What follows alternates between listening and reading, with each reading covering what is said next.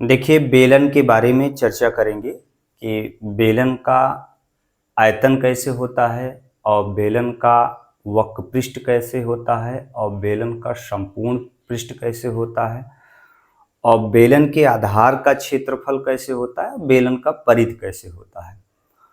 आज हम बेलन के बारे में चर्चा करेंगे कि सबसे पहले बेलन की आकृति बनती कैसी है। तो देखिए, एक आप आयत ले लीजिए, ये आयत है, ये आयत बना दिया हमने। अब आयत की ये लंबाई है, ये चौड़ाई है। चाहे आप लंबाई के परतम मोड़िए, चाहे आप चौड़ाई के परतम मोड़िए।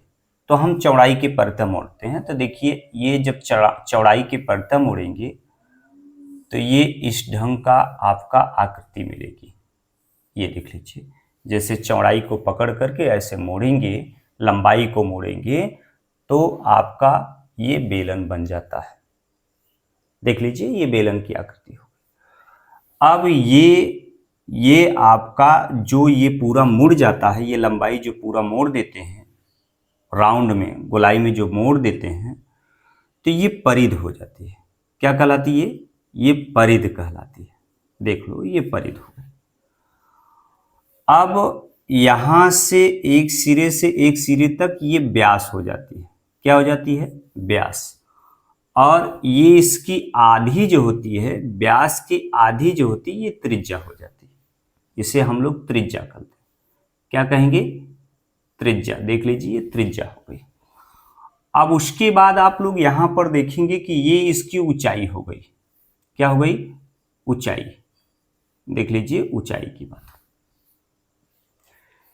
ये बेलन की आकृति आपको प्राप्त हो गई। कैसे? एक आयत को आप चाहे लंबाई के परतम मोड़ दीजिए, चाहे आप किसके परतम मोड़ दीजिए, चौड़ाई के परतम मोड़ दीजिए, परितः मोड़ दीजिए। तो ये आपकी आकृति तैयार हो गई। किसकी आकृति तैयार हो गई? बेलन की, सिलेंडर की। सिलेंडर की आकृति आपको तैयार हो गई। अब इसके आयतन के बारे में, इसके वक्र पृष्ठ के बारे में, इसके संपूर्ण पृष्ठ के बारे में, इसके आधार का क्षेत्रफल। तो इसका दो आधार मिलेंगे। देख लीजिए, ये दो आधार मिलते हैं। ये दो आधार मिलते हैं। जैसे आपको एक चीज दिखाते हैं, यहां पर आप देख सकते हैं कि ये देख लीजिए, जैसे ये कोई बुक है, आपको आयताकार दिखाई दे रही है। इसमें लंबाई है और इसमें चौड़ाई है। लंबाई चौड़ाई है तो आप इसको मोड़ सकते हैं। देख लीजिए, इसको हमने मोड़ दिया। ये देख लीजिए, ये बेलन की आकार की आपको प्राप्त हो गई। ये बेलन की आकार। तो ये इसका आधार हो जाएगा, ये इसका आधार, ये इसका वक्र पृष्ठ हो जाएगा, ये पृष्ठ हो जाएगा। क्या हो जाएगा? ये पृष्ठ हो जाएगा। ये जो आपको मिलता है, इसको पृष्ठ कहते हैं, इसको आधार कहते हैं। तो यहां पर देख लीजिए, ये वाला सिरा इसका पृष्ठ हो जाता है, ये इसका आधार हो जाता है। ये आधार हो जाएगा, ये इसका पृष्ठ हो जाएगा। तो आपको निकालना होगा। तो देखिए, यहां पर आप कर क्या सकते हैं, इसके आधार का क्षेत्रफल अगर करना चाहते हैं, किसका करना चाहते हैं? आधार का क्षेत्रफल। यहां पर आप देख सकते हैं कि आधार का क्षेत्रफल, इसके आधार का क्षेत्रफल आधार का क्षेत्रफल पाई आर स्क्वायर होगा। क्या होगा? पाई आर स्क्वायर। इसकी मात्रक जो होगी वर्ग इकाई होगी। क्या होगा? वर्ग इकाई। पाई आर स्क्वायर, इसका क्षेत्रफल निकल जाएगा। और दोनों का क्षेत्रफल अगर निकालना चाहते हैं, ऊपर और नीचे का क्षेत्रफल निकालना चाहते हैं, तो 2 से गुणा कर दीजिए। आप यहां पर कर सकते हैं, दोनों आधारों का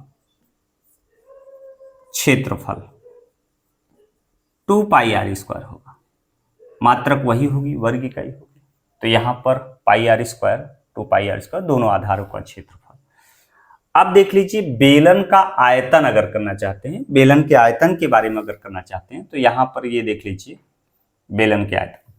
तो ये आकृति आपको मिटा सकते हैं। देख लीजिए, यहां पर ये आकृति हमने मिटा दिया। अब देख लीजिए, बेलन का आयतन, बेलन का आयतन, बेलन के आयतन के बारे में अगर गणना करेंगे कि बेलन का आयतन क्या होता है, तो आधार का क्षेत्रफल गुणते ऊंचाई, आधार का क्षेत्रफल गुणते क्या करेंगे? ऊंचाई करेंगे। ये देख लीजिए गुणते ऊंचाई। तो आधार का क्षेत्रफल कितना होता है बेटा, यहां पर देख लीजिए आधार का क्षेत्रफल हमने निकाला है पाई आर स्क्वायर, और गुणते क्या करेंगे एच ऊंचाई। तो पाई आर स्क्वायर इंटू एच, इसका मात्रक क्या होगा, घन इकाई होगी। क्या होगा, घन इकाई होगी। तो ये देख लीजिए इसका ये किसका हो गया, बेलन का आयतन। बेलन का आयतन बराबर क्या होगा, आधार का क्षेत्रफल गुणते ऊंचाई, और अगर आधार का क्षेत्रफल आप जानते हैं पाई आर स्क्वायर और गुणते ऊंचाई एच हो गई। इसका मात्रक क्या होता है, घन इकाई कर सकते हैं। ये इतनी बात आप दिखा सकते हैं। उसके बाद बेलन का वक्रपृष्ठ अगर चर्चा करें, बेलन का वक्रपृष्ठ, अगर वक्रपृष्ठ के बारे में चर्चा करेंगे कि बेलन का वक्रपृष्ठ क्या होता है, आप इस बात को समझ सकते हैं कि बेलन का वक्रपृष्ठ क्या होता है। तो बेलन का वक्रपृष्ठ अगर चर्चा करेंगे तो परिध गुणते क्या करेंगे, ऊंचाई करेंगे। आधार का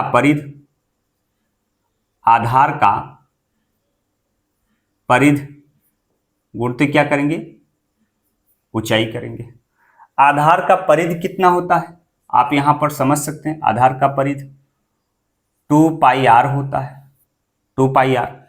ये परिध, अगर हम परिध निकालना चाहें तब परिध का जो होता है, परिध इसकी ये परिध है, ये इसका परिध है, ये वाली व्यास है, डायमीटर है, ये आपका रेडियस है, त्रिज्या है। व्यास की आधी ही त्रिज्या कहलाती है, ये व्यास की आधी त्रिज्या कहलाती है। अगर इसका आकलन करना चाहते हैं, ये जो राउंड किया है इसे ही परिध कहते हैं। तो परिध बराबर होता है 2 पाई आर होता है। क्या होता है, 2 पाई आर गुणते ऊंचाई एच कर देंगे। तो यहां पर 2 पाई आर एच हो जाएगा। इसका मात्रक होगा वर्ग इकाई होगा। क्या होगा, वर्ग इकाई होगी। ये कंडीशन बनती है। तो अगर हम बेलन का संपूर्ण पृष्ठ ज्ञात करना चाहते हैं, क्या बेलन का संपूर्ण पृष्ठ ज्ञात करना चाहते हैं, तो दोनों आधारों का क्षेत्रफल गुणते ऊंचाई कर दीजिए। संपूर्ण पृष्ठ अगर ज्ञात करना चाहते हैं तो दोनों आधारों का क्षेत्रफल गुणते क्या कर देंगे, ये वक्रपृष्ठ कर देंगे। यहां पर देख लीजिए बेलन का संपूर्ण पृष्ठ, अगर बेलन के संपूर्ण पृष्ठ के बारे में चर्चा करेंगे तो बेलन का संपूर्ण पृष्ठ होता क्या है, तो आप यहां पर ये गौर कर सकते हैं। वक्रपृष्ठ प्लस आधार का क्षेत्रफल, आधार का क्षेत्रफल, ये देख लीजिए आधार का क्षेत्रफल। तो वक्रपृष्ठ कितना है, 2 pi are into H plus आधार का क्षेत्रफल क्या है, दोनों आधारों का क्षेत्रफल क्या है, 2 पाई आर स्क्वायर। तो इसमें कॉमन क्या ले सकते हैं, 2 पाई कॉमन ले सकते हैं। तो क्या बचेगा, 2 पाई आर कॉमन ले सकते हैं। तो आर प्लस क्या बच जाएगा, एच इंटू क्या आर। इसका मात्रक क्या होगा, वर्ग इकाई होगी, वर्ग इकाई होगी। ये बेलन के बारे में, ठोस बेलन है, खोखले बेलन के बारे में नहीं, ये ठोस बेलन के बारे में है।